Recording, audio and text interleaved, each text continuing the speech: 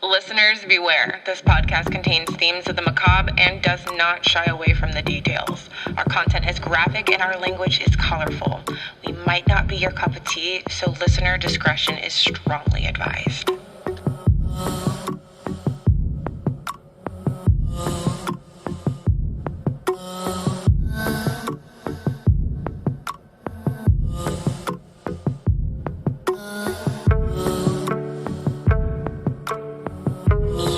Tuned in to The Killer Tea, a podcast hosted by two best friends with a proclivity to decipher the deeply demented minds of murderers.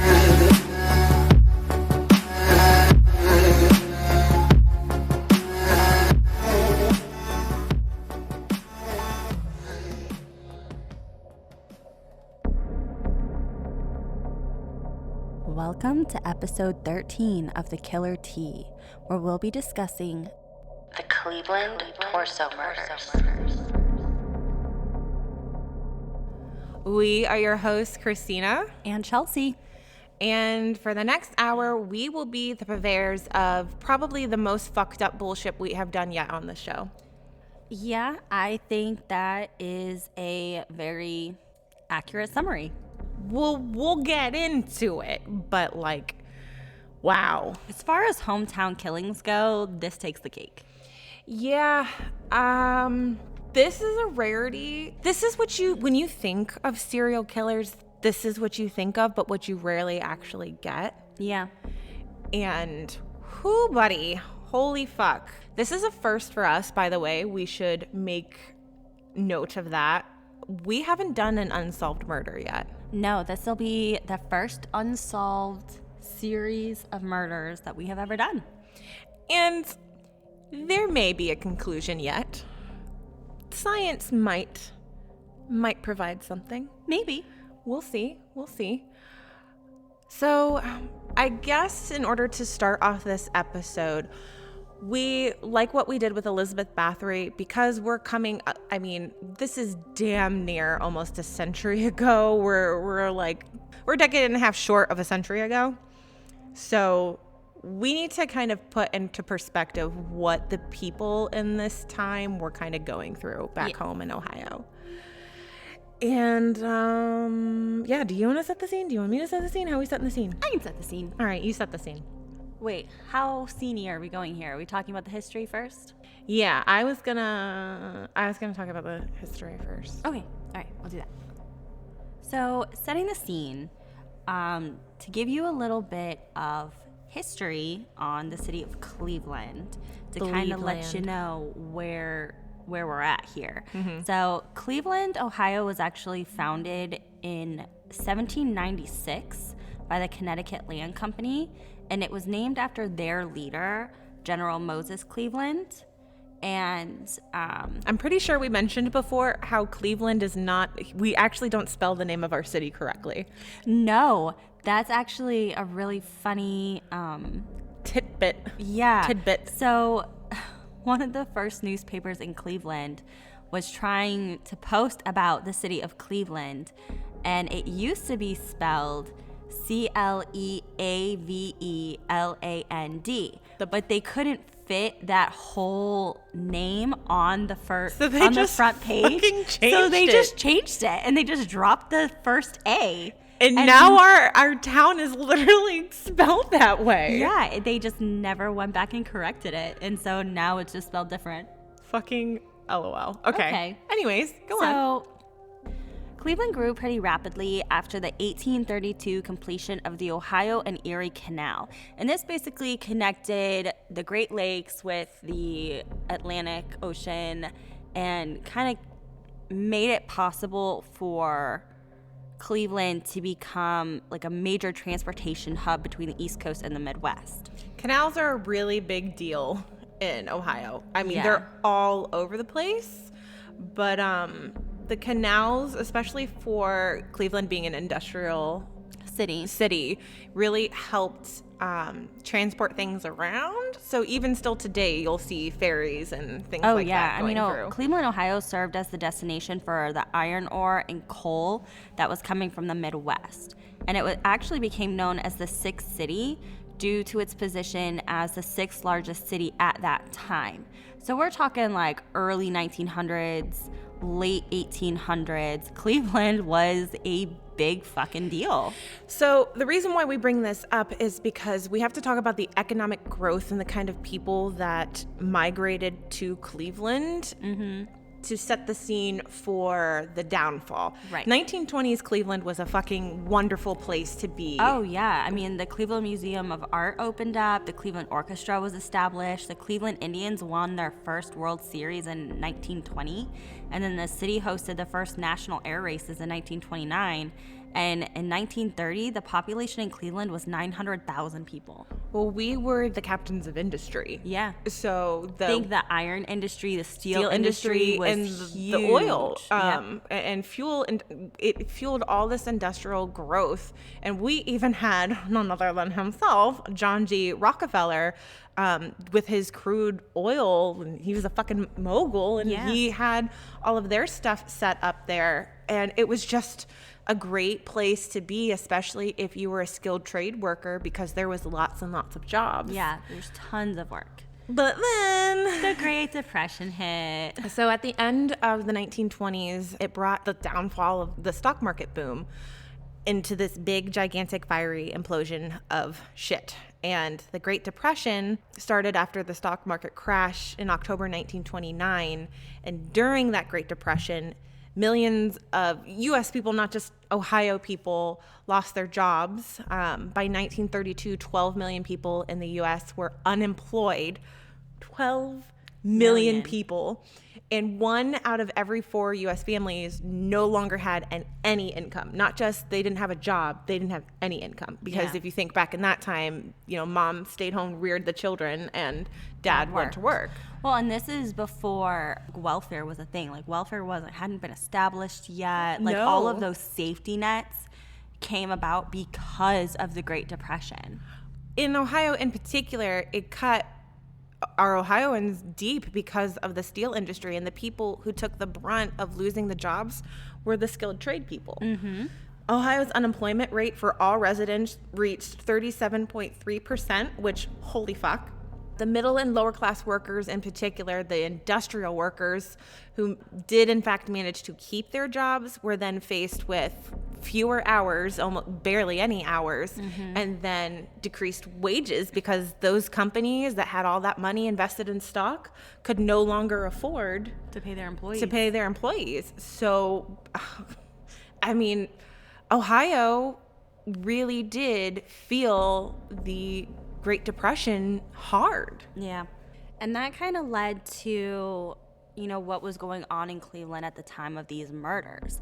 So, you know, Cleveland is still continuing to grow. Even though the Great Depression is going on, there's an influx of laborers that come to Cleveland looking for the steel and the manufacturing jobs because that's where, you know, they had been. And this kind of led to hobo jungles. What they were called, creeping up. So during the time, like the housing market had gone up, and up, and housing costs were really expensive. So these people were living in really expensive houses. Right. Then no longer either out of job, because I think it was like 40% of Ohioans were out of jobs, but they couldn't afford to live in their homes. So you had this influx of homeless people that were starting to make these shanty towns, which is, I mean, what we call them. I don't know what everybody else calls this. Like a hobo village is considered a shanty town, and it's made out of almost essentially garbage. If you think of the tent cities now that are kind of creeping up all over California, similar to that, but not with tents. It was just like plywood slapped up together, making very crude little coverings, essentially. But there's one in particular that we want to talk about, and that is the Kingsbury Run. And Kingsbury Run is a riverbed that runs from the Flats in Cleveland to East 90th Street. And if you're familiar with Cleveland, you'll know what we talk about when we say the Flats. They started occupying the little bits of abandoned land along this Kingsbury Run. And while it used to be really famous for having a lot of railroad traffic there, it's going to become famous for a lot of dead bodies. A lot of dead bodies. A lot of body parts. Yeah, so Kingsbury Run was very dark and dreary and dangerous, and the hobo jungle, that's literally what it was called, the hobo jungle, occupied a good portion of the run. And the area that was just east of the run was known as the Roaring Third, and that's where a lot of bars and flop houses, gambling dens, and brothels started popping up. So, of course, with all of that stuff, you get a lot of prostitution. And a lot of crime, a lot of gambling, a lot of addiction, things of that nature. So right here, do you want to talk about the 1934 one, or save that for the end and talk about the 1935 one, the murder? I mean, we might as well just go in order. I only asked because while it happened in order, it wasn't until way later. Yeah, I know it wasn't 2 years later, but I mean, we might as well just talk about it. Well, actually, I don't even know if she was ever... Okay, so in 1934, these two teenage boys discover... the lower half of a woman's torso. Yes. To put it as bluntly as possible. Her thighs were still attached. Her legs were amputated at the knees. And she was found on the shores of Lake Erie, and that's all there was of her. Yeah, she was on Euclid Beach, which is a very popular... That's where in the summertime everybody goes to, like, stick their feet in the water, and lots of family picnics. And I mean, I don't know what it was like at the time, but I know what it was. A picnic? Shut up. A picnic. So part of her body was found washed up. A few other body parts were found, but her head was never recovered. And she actually became referred to as the Lady of the Lake. She unfortunately is never identified. And then they don't suspect that this is the act of a serial killer. Until 2 years later. So while you're going to hear more and more about these murders that go on, she doesn't get associated with them for quite a long time. The officers involved still didn't even want to label her as part of the mad butcher of Kingsbury Run, They didn't want to incite a panic, and also serial killers really weren't a thing. Serial killers weren't a thing. So we'll talk a little bit more about that. It's not until a year later, like almost exactly a year later, in September of 1935, that another two teenage boys find a decapitated and emasculated corpse of a white male at the base of Jackass Hill. Yeah. Which is where East 49th Street dead ends into Kingsbury Run. I know. I couldn't find why it was called Jackass Hill. I have no idea. I don't know. But that's such an Ohio thing to do. I want to talk about this emasculated part, because when I hear the word emasculated, I think of it in the context of today, where men feel emasculated by women. No, I think of their genitals being burned or cut off. That's not what I think of. Really? Mm-mm. When I hear the word emasculated, I think of men feeling inferior. No, they completely, whenever a murderer emasculates someone, they completely mutilate the genitals or cut them off. I know what it means, but when I first read it, emasculated, I was like, huh? And then I had to go into the word bank in my head and go, oh yeah. But to me, that wasn't what first came to mind for me. So did you read the part where they found two bodies that day? They did. So there was two bodies found. I say bodies. There was two torsos found that day. The first one was a John Doe, and the John Doe was a torso, but he did have legs, so he wasn't completely dismembered. No, but he had been decapitated and emasculated. And they were totally naked, minus socks that was on the John Doe, which I found to be strange. See, I had the socks were on the guy that they were able to identify. Well, John Doe was the one that actually had legs on. The other one was dismembered. I mean, regardless, One of them had socks on them. So what I think is really interesting is one of them, the John Doe, he was estimated to be about 40 years old. He was never identified. And then the other guy was a 28-year-old, and they were able to identify him as Edward Andrassy. And he was actually a rumored homosexual that was known to frequent the Roaring Third. He also had a small criminal record, but he was known to police officers. And he had rope burns on both of his wrists. They both did. The other thing that they all had in common as well, including the Lady of the Lake, was they had this chemical agent that had burned their skin. Yeah, and well, not really burned, but it had made their skin like really red and leathery because it was a chemical preservative. Yes. Which, interesting. I think maybe you should remember that for later on. So even though these bodies were found at the same time, the John Doe, they estimated that originally thought maybe he had been killed 7 to 10 days before he was discovered. And then after some more research on the autopsy, they then changed that to 3 to 4 weeks. Right. And then Edward, they put him around 48 to 72 hours. So what this says here is this is a dump site. Yes. And not just like a one-off thing. Right. I wonder how many more bodies would have turned up in that particular site had nobody discovered them. It's really interesting. The fact that there was 2 there. And another fascinating thing was that the bodies were both drained of blood. Right. Now, I have heard something from a couple different podcasts where the people made observations of, wouldn't there be blood all over the place, everywhere? No, because that was just a dump site. That wasn't where the scene of the crime happened. So the bodies, the cause of death was decapitation. So it's not like these men were stabbed. Like, no, their heads were cut off. That's how they were killed. And then they were drained of all blood, which is crazy. Well, remember Dennis Nielsen? Why did he drain the blood of him? I know. He removed all of the body parts post-mortem because it wasn't as messy. It wasn't as messy. The blood coagulates and then you have lividity. Then you're able to drain everything and you don't make a mess. Yep. So, I mean, obviously, wherever these crime scenes happened was probably a horror show. Who better to know how to do that sort of thing than like Nielsen, a butcher, and or somebody who's got a bit of a medical history. We'll get to more of that later. More on that later.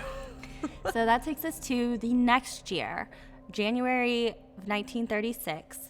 A woman discovers half the body of a female, and she's actually wrapped up in newspaper and packed in 2 half-bushel baskets. And they find her along the Mart Manufacturing Building. Not familiar with that, but it's on Central Avenue near East 20th. And they didn't actually find her head until 10 days later. So think of this horror show. You're walking down the street, and there's 2 half-bushel baskets. So there's these big baskets. Why the baskets? Why the newspaper? Yeah. And this woman's body is literally cut into pieces, wrapped up in newspaper, and then stuck in these baskets, but there's no fucking head. This body was identified as Florence Polillo, I think is how you would pronounce her last name. Sure. And she was a barmaid and a prostitute, and she lived near the edge of the Roaring Third, which we said is where a lot of the prostitution and brothels and stuff were kind of popping up. But what they noticed is that her body was not cut up until rigor mortis had already set in. So he had time with the body. She had been dead for a while before he cut her up. The coroner is Coroner Pierce, and he surmised that the bodies had been dismembered with surgical precision, which, again, butcher and or medical professional. Meaning that a very intelligent person or a very trained person, or both, had committed the crime. And I bring this up because, like how we talked about that serial killers weren't a thing, this was considered to be utterly unthinkable for the time due to, like, the general public associated people of higher intelligence, people of medical backgrounds and stuff with prestige. Yes. Something that they would never commit something like this. So no one would believe that there was a sequential killer out there doing these heinous deeds. And if they did, the picture of what a murderer looked like was the madman who was unkempt and just a lunatic, not of this. Well, and even then, sequential murders weren't a thing. No.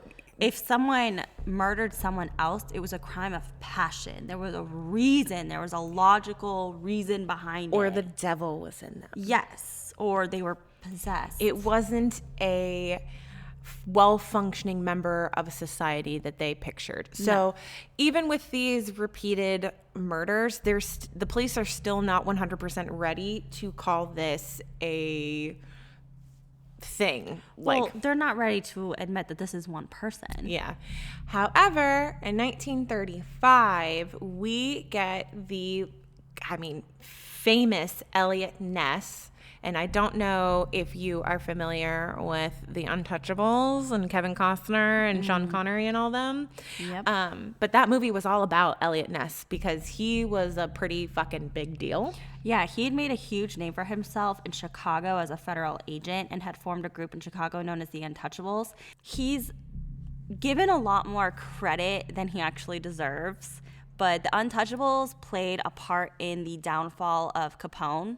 Yeah. And what was going on there. But as I did more research on him, I found out that they actually weren't as big involved in the downfall as Capone as the media made them out to be. The media really sensationalized him. Yeah, he was essentially considered an American hero, but I think what you should know about him was that he was a prohibitioner. He was a prohibition agent. Yes. So his job was to go out there and get them moonshiners and all of that stuff. But he eventually gets brought up to Cleveland by the mayor, Harold Burton, and he wants him to be the safety director of the city, which puts him then in charge of the Cleveland police and the fire departments. Right. Because Ness was largely considered to be this American hero for all of the stuff that went down with Al Capone and yada, yada, yada, high expectations are put on him when he really doesn't have that much involvement with the case, especially at first. No, there's actually 2 detectives that were put in charge of the case initially, and that's detectives Peter... I'm going to butcher his last name. I'm going to try really hard to pronounce this right. Peter Merillo? I don't know. I'm sorry. And Martin Zalewski. And they're actually the 2 top detectives that are from Cleveland that are on the case. Yeah. And they actually deserve a lot more credit than Ness does. And they don't get the credit that they deserve. But Ness does deserve some fucking credit towards the end. Yes. Not at the beginning. At the beginning, he's superficially involved. Yes, agreed. It's just there are other people that handle this sort of thing, and he's handling the entire city. He's not spearheading the case. He's not a lead investigator, and it's just important to know that because if you ever in your spare time decide you want to go out and research this, there's going to be a lot of criticism against him, and he really is both undeserving of it and he just didn't have fuck all to do with it at first. No, not really. So anyways, bring us to June 1936. So remember, the last body was just found in January. So we're picking up speed a little bit here. We have a theme about these 2 teenage boys, the number 2 and young guys, discovering these body parts, but the head of a 20-some-year-old white male is wrapped in a pair of trousers, and he's found close to the East 55th Street Bridge. The next day, they find the body dumped in front of the Nickel Plate Railroad Police Building. He's clean, drained of blood, intact apart from the head. And they never identify this victim. They never find out who he is. Let's emphasize the cause of death is decapitation. Yeah. How fucking terrifying. That is terrifying that he died from somebody cutting his head off. The coroner Pierce, is the same coroner that we're seeing over and over again.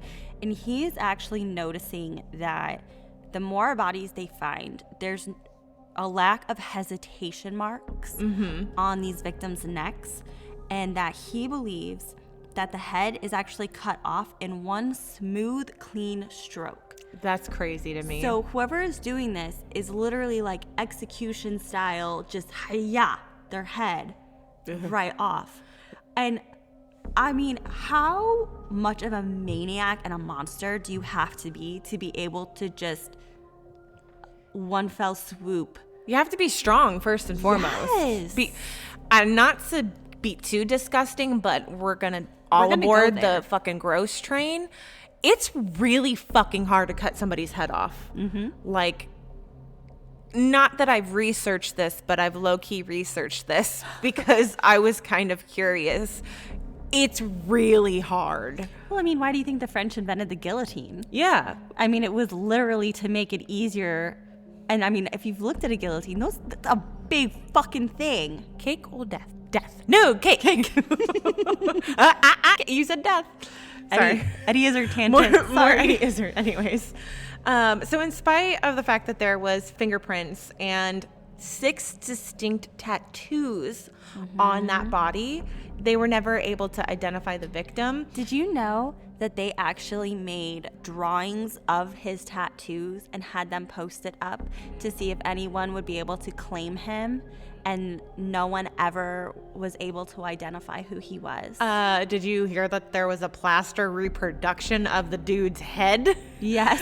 And it was in a museum, wasn't it? Yeah, the Great Lakes Exposition of 1936.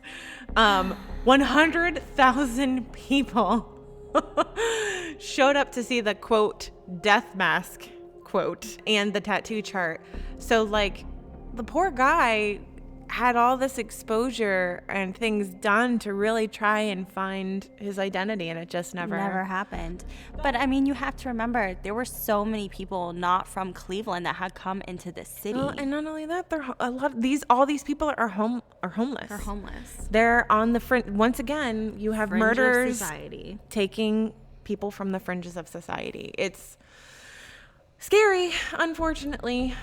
So the very next month, 1 month later, a teen girl discovers the decapitated remains of a 40-year-old white male in the woods near Clinton Road and Big Creek on the west side of Cleveland. And the victim had been estimated to be dead for 2 months. Yep, 6 to 8 weeks. And his head was found nearby. Now, in this circumstance, there was a gratuitous amount of blood that had seeped into the ground. They suspected that he had been killed where he was found. Which says to me there was probably conflict because this person has been really meticulous and careful, and I don't think any of those people were killed on location. If I had to guess, homeboy probably tried to abduct this person, got overpowered, there was a struggle, and then he had to kill him right there and then just left him.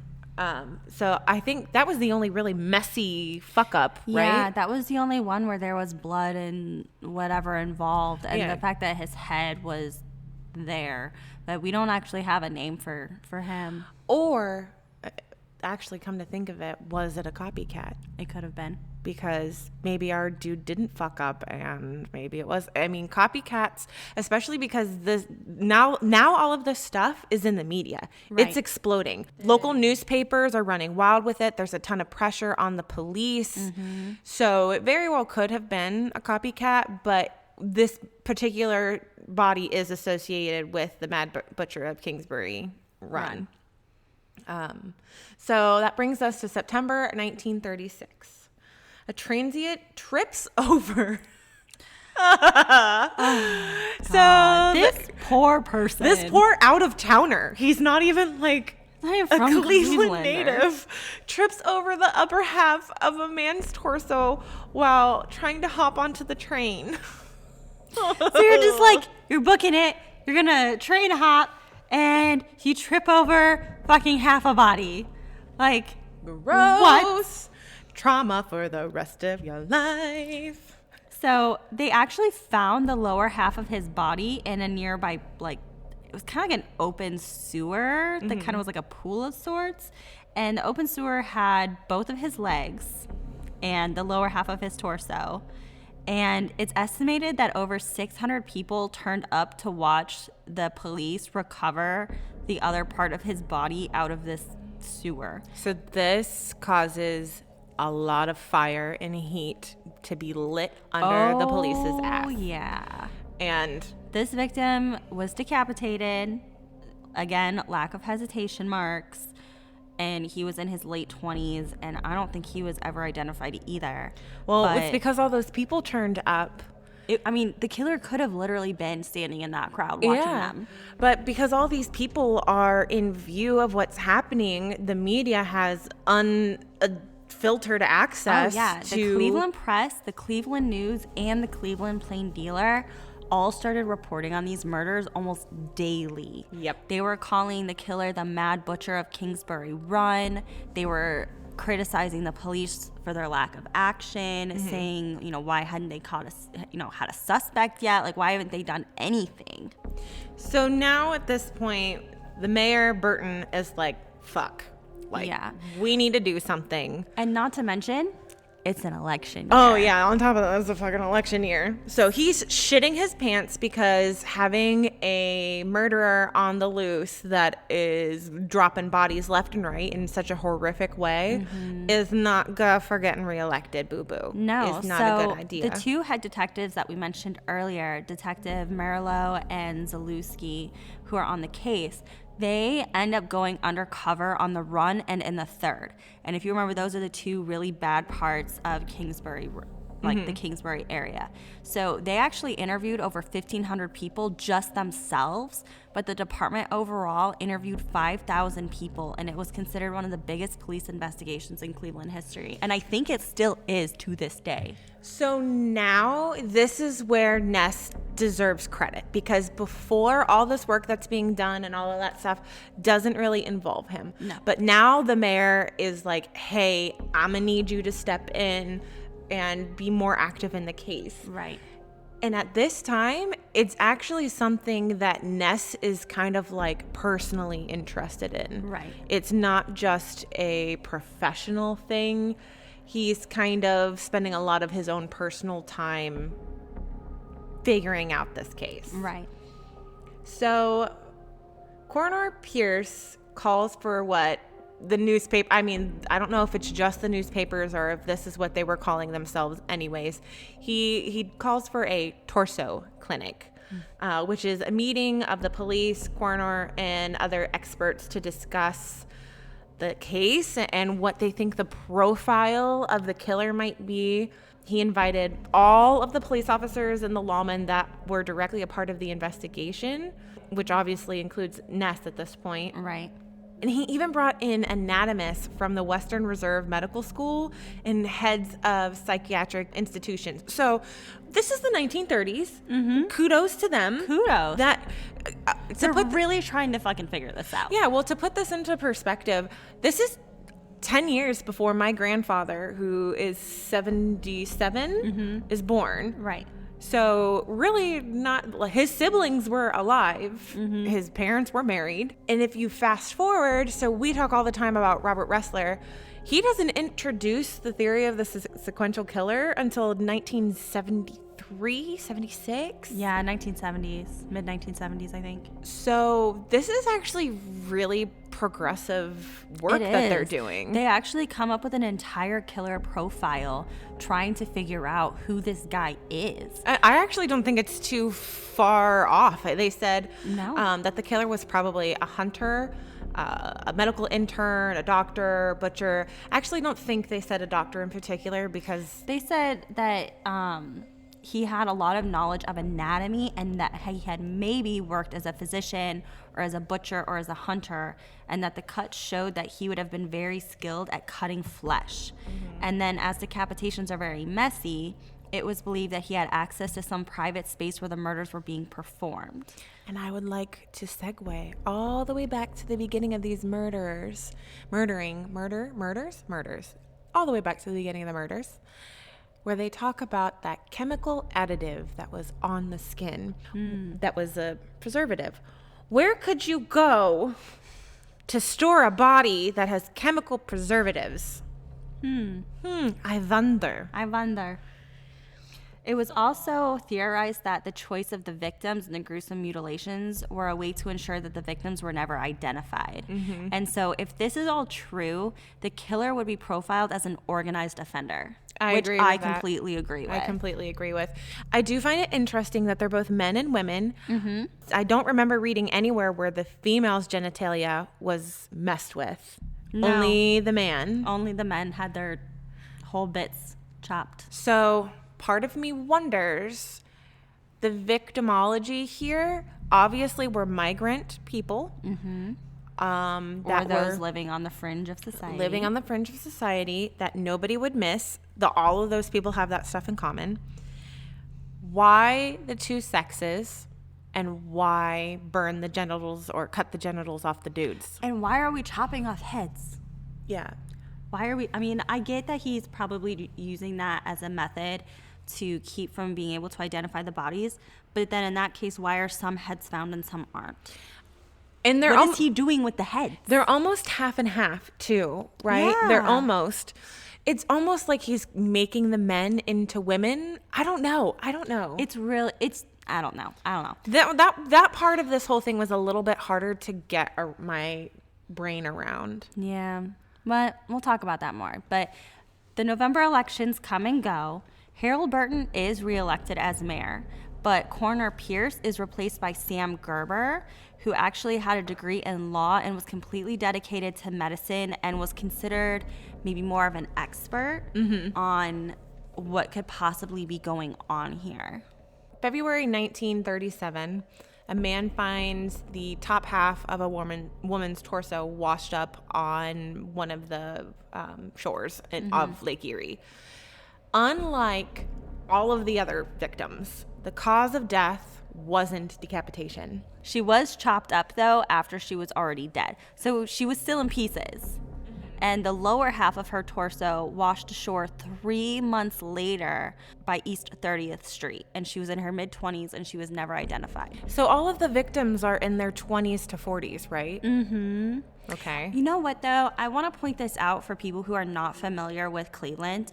Lake Erie is fucking massive. Yeah, it's gigantic. If you are not familiar with Lake Erie, you might be questioning why we're pointing out streets near the lake. It's because Lake Erie is almost the entire top half of the state of Ohio. If you're standing on, like, say, Huntington Beach, if you're standing on the shoreline looking out, you can't see land. No. You can't see Canada or there's a series of little mini islands. You can't see Put-in Bay. No. It looks almost like it's a sea. It's almost like looking out at the ocean minus the waves. Yeah, very much so. It's just a massive expanse of water. And that's why we're giving the specifics, because if there's anyone from Cleveland, they'll be able to imagine where they're at. Yes. And again, it's a big fucking lake. It's a big fucking lake. So, where are we at here? We're in June of 1937, where a teen boy discovers a human skull under the Lorraine Carnegie Bridge, which is crazy because I know where that bridge is. And it's near a burlap bag containing the skeletal remains of a petite black woman. And this is the first time a woman of color comes up. Yeah. And it's estimated that she's 40. And it's unofficial, but she's identified as Rose Wallace. And all the leads they have on her basically end up nowhere. July 1937, they were having some work problems. Yeah. There were labor problems going on in the flats, and it was so bad that they actually ended up calling in the National Guard. Yes. A young guardsman was watching over the whole West 3rd Street Bridge, and he saw a bit of the first piece of a victim, which I guess... It was floating in the wake of a tugboat. Yeah, like... I feel bad because we kind of have to, like, label them victim 1, victim 2. This is victim number 9. If you're not keeping track. That's oh my God. It's so disgusting because there's so many of them that have such a horrific death. They end up recovering the entire body apart from the head, and they fish him out of the Cuyahoga River, which the Cuyahoga River flows into Lake Erie, and it's all kind of connected. And the abdomen had been gutted and the heart had been ripped out. And this victim was never identified, and the victim was in their mid to late 30s. That's at least what they suspected. See, I don't know. I kind of think this one might be a copycat killer. See, I don't know, because I feel like the murders are getting more and more vicious. I feel like it's slowly getting worse. And I also think that maybe this killer hasn't really found their niche, for lack of a better word. I think they're experimenting. Yeah, maybe. I don't know. I have feelings about that one. I'm not sure, because that's a big change. I don't know. Okay, so... He still didn't have a fucking head. April 1938, you have a young worker who is on his way to work in the flats, and at first he thought it was a dead fish that he was seeing along the banks of Lake Erie, of the Cuyahoga River. But it was not. But it was not. In fact, it was the lower half of a woman's leg.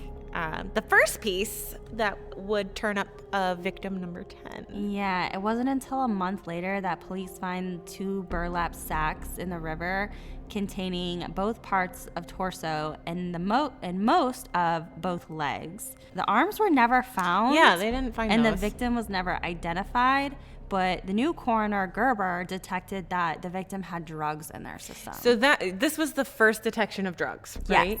And I don't know if it speaks to the new coroner's diligence, or if it was, in fact, like the first time that he had used drugs. Or I'm assuming it's a he. Well, I mean, we don't know if the drugs were part of the killing or if the drugs were just being used by the victim prior. I mean, there's not really any, like, you know what I mean. August 16th, 1938, a few people collecting scraps and foraging in a dump site in East Ninth, I think is the, East Ninth and Lakeside. They found the torso of a woman wrapped in a man's double-breasted blue blazer. God, say that 5 times. Yeah. And then also wrapped in a quill. The legs and arms were constructed in a makeshift box, which was then wrapped in butcher paper. Yeah, that's different. Why are we wrapping this shit up? And are they becoming presents? Are we leaving presents? But the head had been wrapped up in butcher paper as well. The police are coming. They're searching for more pieces, trying to discover all the little bits of remains, bits and pieces of the body. And they did eventually find a second body.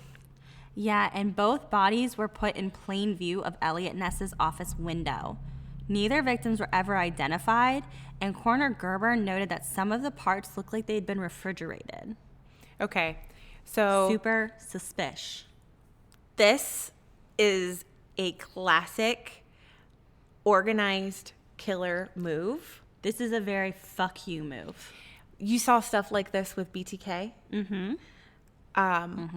The more and more a murderer commits these crimes and they get away with it. And the Zodiac, too. Oh, yeah, and the Zodiac. He really... I mean, he's probably the most infamous one. He taunted the police hardcore. Yeah, but the more and more they get away with it, they get confident. They get arrogant, they get cocky. Narcissism goes through the roof, and they almost want the police to start playing a game of cat and mouse with them. So they'll even start corresponding with police more often than not. Well, I think this is like the freaking straw that broke the camel's back for Elliot Ness, because he is just like, fuck this, we're doing something about it. And August 18th of 1938, Elliot Ness and 35 police officers and detectives go down and raid the hobo jungles on Kingsbury Run. He's frustrated. He doesn't know what's going on. So they go down and they start searching for any clues or leads in the shanty town. And then as they're going through and finding no leads, they're setting the shacks on fire and burning them to the ground. So over 300 homeless people become displaced because of this, and over 100 shacks get burned down. Okay, but to be fair, yes, this was a shitty move, but he was trying to stop the Deadpool. He was trying to eliminate the possibility of there being more victims. Right. Whether or not it was the right way to go about it, it did, in a way, help for a while. Yeah, I mean, the press criticizes him heavily for this. Everybody, and the public is just like, what the fuck are you doing? Yeah. But the raids did eventually stop. And in July of 1939, County Sheriff Martin O'Donnell arrests someone and it's a 52-year-old Bohemian bricklayer named Frank Dolezal. And he is charged with the murder of Flo Polillo, which, if you'll remember, is one of our first victims. And they pinned this on him because Dolezal had lived with her. And he had also been found to be acquainted with Edward Andrassi and Rose Wallace. Which is a bullshit. To me, that's bullshit anyways, because these are all people that live in the same area. They all fucking are more than likely going to know each other. Well, his confession turned out to be nothing. He was basically just rambling incoherently. And the details that he did have seemed to be kind of coached. But he was actually found dead in his cell before his trial. And the circumstances around his death are really, really suspicious. The autopsy showed that he had 6 broken ribs, which were all obtained while he was in custody. And then he supposedly hung himself from a hook that was 5'7" off the floor when he was 5'8". Yeah. And even if he jumped, for A, that would be hard as fuck to do. He would have had to keep like knees to chest. Yeah. It's very... Nobody suspicious. believes that he's the torso murderer. Yeah. And there's not even any evidence to show why Sheriff O'Donnell thought he was. But the murders stop after this. There's no more murders in Cleveland that they connect to this after this. I think it's good timing. I think it's a coincidental timing. I think it is too. So regardless, no one is ever caught. No one is ever arrested for this. Now, there is another quote-unquote killer that I want to bring into this that is connected to the Cleveland torso murders. There's another killer? Mm-hmm. Okay. There is. Go on. So, I thought you were going to say another suspect. we'll get to him. Okay. So, Ness gains the most media attention for his manhunt, but head detective Murillo was really the man who was really on it, right? Okay. So, he believes that there was a Midwest and Mid-Atlantic murderer who is connected to Cleveland. Okay. He believed the same killer would be responsible for the mutilation murders that were in Newcastle, Pennsylvania, which Newcastle, Pennsylvania is very close to Cleveland, yes, Ohio. okay. I did hear this. So there's a swampy area that the locals called Murder Swamp, and detached heads started coming to the surface in the swamp. And between 1925 and 1934, 4 mutilated corpses were found in Murder Swamp with 2 others nearby. The murders stopped after the residents of Newcastle, PA, stormed the swamp looking for clues. But then the murder started up again in 1939, and 6 more bodies were discovered by 1942. So it was suspected that it was the same killer that was killing in Pennsylvania, came to Cleveland, and then left Cleveland and went back to Pennsylvania. So, maybe. However, we need to talk about Sweeney. We need to talk about Sweeney. Not Sweeney Todd. Not Sweeney Todd, but Dr. Francis E. Sweeney was the boozy first cousin of a congressman in Ohio. U.S. Congressman Martin L. Sweeney, to be exact. He had a practice that was very close by, which was also attached to a funeral home. Yep, he'd been a surgeon at the St. Alexis Hospital. And remember what I kept talking about those chemical agents on the skin that made them kind of leathery and they were preservatives? Where would you get that from? A funeral home? Oh, the $1 million answer, a funeral home.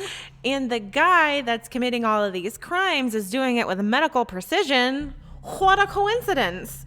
We have a guy that's in the area next to a fucking funeral home and is a doctor. Interesting. Very interessante. So, some other information about Dr. Francis E. Sweeney.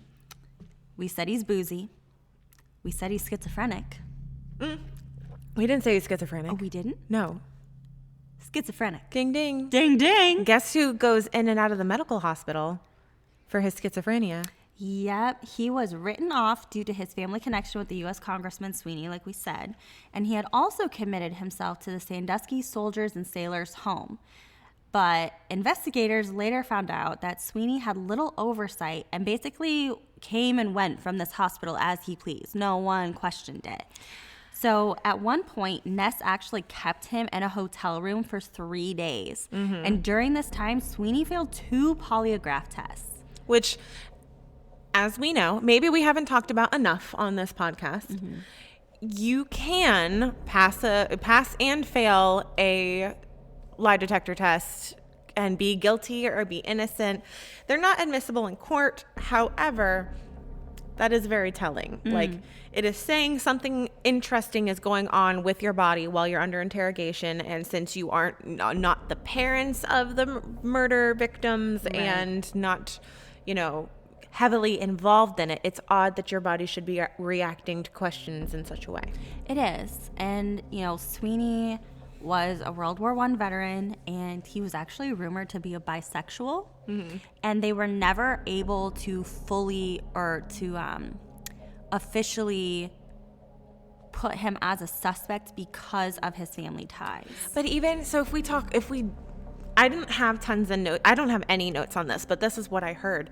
He had a great childhood, but it was filled with trauma from losing loved ones tragically. Mm-hmm. Brothers, his parents. He did not have an easy life. At least he wasn't abused, but loss at such a young age and continuous loss can do all kinds of stuff. Alcoholism, and if he truly was schizophrenic. And World War I veteran. Well, where he amputated. Oh yeah, he was a surgeon in the military, so he had plenty of field experience amputating. I don't know this. Limbs. Okay. So what's interesting to me is Ness claimed that Sweeney mailed him taunting postcards, like continuously. And we can probably insert some of the information about them here because I'm sure there's audio all about them that we can find. But he would write like super cryptic messages on the postcards and reference like poetry and things like that. And it was really just fucked up shit that he was basically just fucking with Ness. Once it goes cold, a bunch of the stuff on the case gets thrown out, right? Yeah, most of the stuff on the case gets thrown out. Almost all of the files, like all of that get thrown away. The only files that are still like on him are the ones that Ness had and the ones that Detective Merlo had. So in 2011, I think the daughter of Ness finds these postcards and these letters and all of this stuff, and she actually gets in contact with a local playwright who is looking to make a play in Cleveland about these murders. And this actually starts unveiling a lot of stuff, and the case gets new momentum.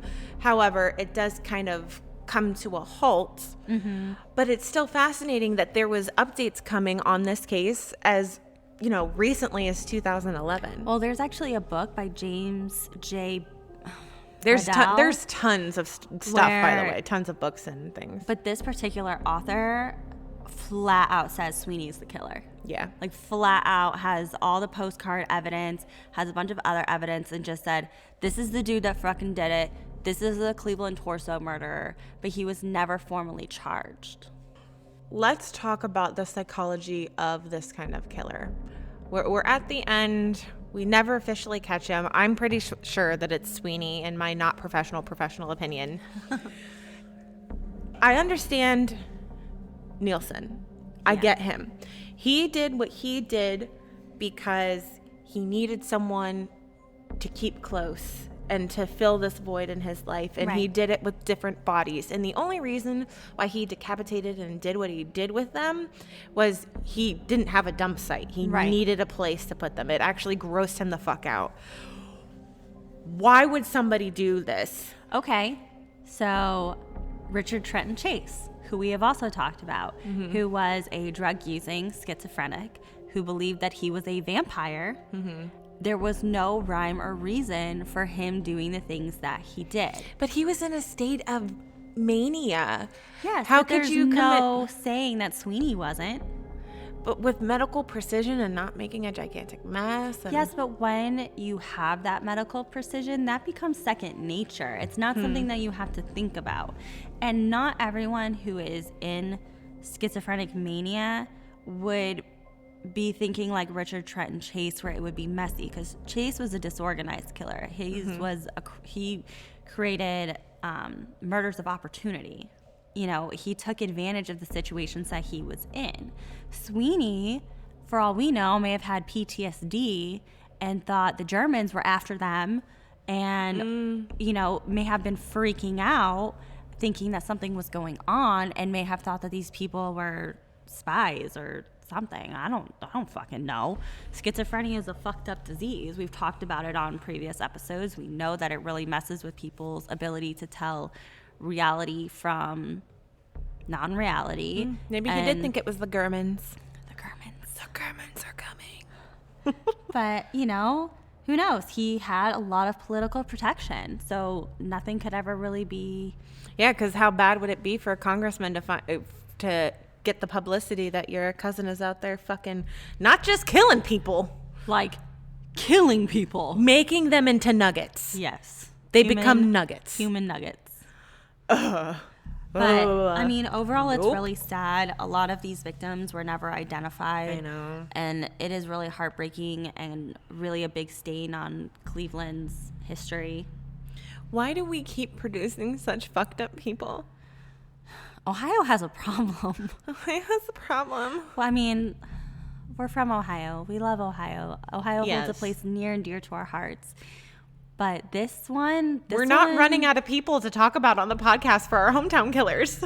No. We really aren't. We aren't. We still have plenty of people to talk about. So, our Dahmer scale. What do you give Sweeney on the Dahmer scale? He is a good 9 out of 10 for me. Oh, he's a 10 out of 10. He is like, what the fuck? This is nightmare fuel. Yeah. Like what the world thinks a serial killer is actually this guy. This is it. Versus what we normally deal with is nothing like what everybody else thinks it is. This motherfucking fuck. Just nightmare fuel. And fun story, because apparently since it happened in the 1930s, we're fine just throwing all kinds of black and white pictures up on the internet of torsos. Can we talk about this? So, all right. I run our Instagram page for the most part. She does. I just look at it every now and again. I actively go in search of crime scene photos, right? To post with, and I don't want to post anything gross, because believe me, I've stumbled upon some gross shit. Last week, bodies in barrels, there were pictures of bodies in barrels, and I did not post those because, oh my God, it made me want to vomit, and I don't want to lose followers. Now, when I was searching the Cleveland torso murders, there were just pictures of half people fucking everywhere. It wasn't even like a graphic content, proceed at your own risk. No, I'm just scrolling through an article and fucking torso, fucking head, fucking up. Even if it's in fucking black and white, y'all, it's still a dead body. Still a dead body. It's a dismembered body. The fuck? Graphic photos. Yeah. Graphic. It's like, oh, it's in color. We can't do that. But black and white. Meanwhile, you can't find anything graphic on Nielsen. You can't find anything graphic on Gacy. You can't find anything graphic on Sowell. As soon as it's in color, it's unspeakable. Oh my God. That was rough. All right. Palette cleanser. Palette cleanser. This is the palette cleanser. I'm going to start off one. Do it. I have one. I usually look for them. You do it this time. I'm doing it. So we're doing this as a, talking thing. Therapist. And what do we do when we're feeling sad? Me. Watch a murder doc and then plan out how I do it without getting caught? Therapist. No. Nope. No. That ain't it. That ain't it.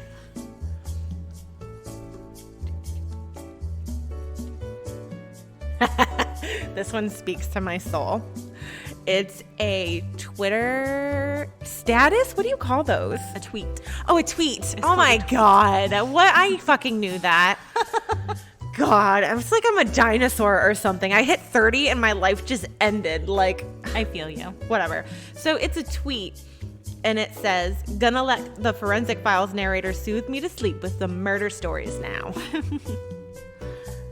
What do we got here? It's an angry skeleton throwing his hands up in the what the fuck motion. It says, when you don't find drugs in your Halloween candy like the people warned you about. Oh my God.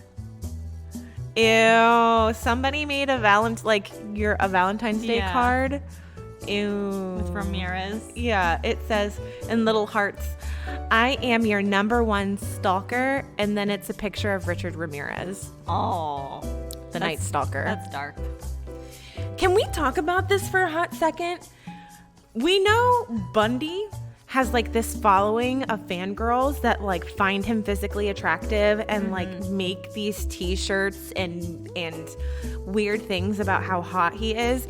They're even weirder when it comes to Richard Ramirez. I know. Like, okay, so in one of these Facebook groups I'm in, I'm not going to say which one it is, but they were talking about like t-shirts and true crime wear that had serial killers on them and whether or not it was appropriate to wear stuff like that. So very much like the Ed Kemper tattoo I sent to you. What are your thoughts on it? I think it takes it too far. Yeah. I think making serial killers be iconic in the sense of like it's cool to wear their faces on t-shirts is too fucking much. It's too disrespectful. Yeah, I think it's disrespectful to victims too. Now, especially because a lot of those serial killers are from the 70s. Yeah. And their family are still alive and well. Like it's just too much for me. I agree. I can look at a meme and laugh, and it's my own private little dark humor thing that I can share with a few like-minded people. But literally, somebody is making money off of putting this serial killer on a t-shirt. It's too fucking much for me. Yeah, no, I agree. I was just curious what your thoughts were. But I did laugh at the thing that you sent because, I mean, I'm a terrible person. I am a trash panda. Well, I'm a trash panda too because I laughed my fucking ass off. It was a picture of an Ed Kemper tattoo, and he was in a like pinup model. It's American traditional tattoo style. Yeah, like a pinup, but it was Ed Kemper. And I mean, I laughed because Kemper's a model prisoner. Yeah. So in conclusion, I will leave you with a thought. Find someone who loves murder documentaries as much as you do, because there's really nothing better than cuddling with your babe watching stories about people getting their head cut off with a steak knife. As you do. True love.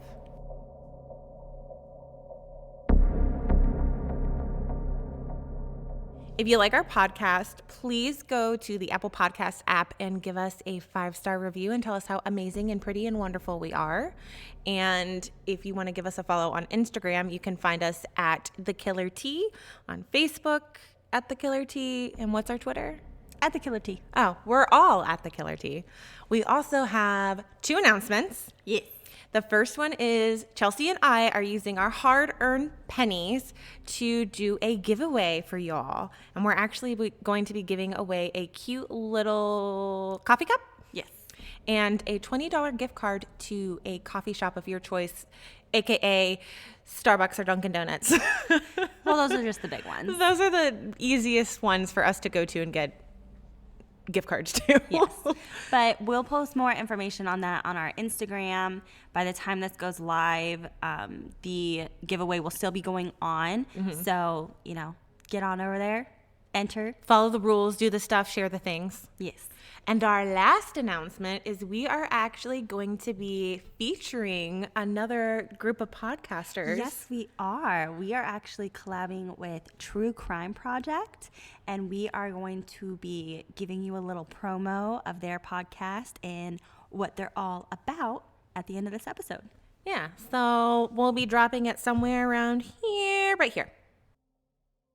Do you enjoy podcasts with foul-mouthed hosts who talk about crime? How about the ramblings of two insomniac moms trying to navigate life while also making a hobby of following every crazy murder and crime that pops up in the news? Then look no further. On True Crime Project, we cover everything from the local cases that keep us up at night to big-name serial killers who also keep us up at night. Join us weekly so that you too can have trouble sleeping. And maybe even have a hand in helping us solve one of the mysterious unsolved murders or disappearances. Check us out wherever you get your podcast fix.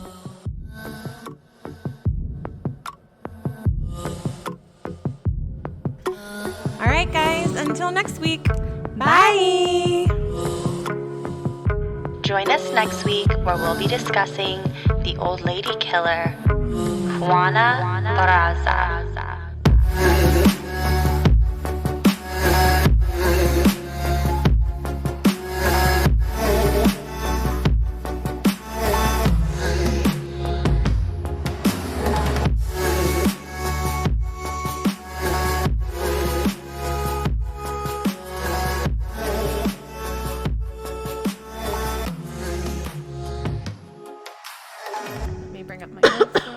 Don't cough. I'm sorry. Oh, now you're being really shouty. Cleveland grew pretty rapidly after 1832, and that was the... Son of a bitch. Decline! So, oh shit. Man down! Everything's fine, nobody panic. If you like our podcast... Motherfucker, why can I not say podcast today? That's it. That's everything. So, motherfucker! God damn it. Turn off your notifications, bitch.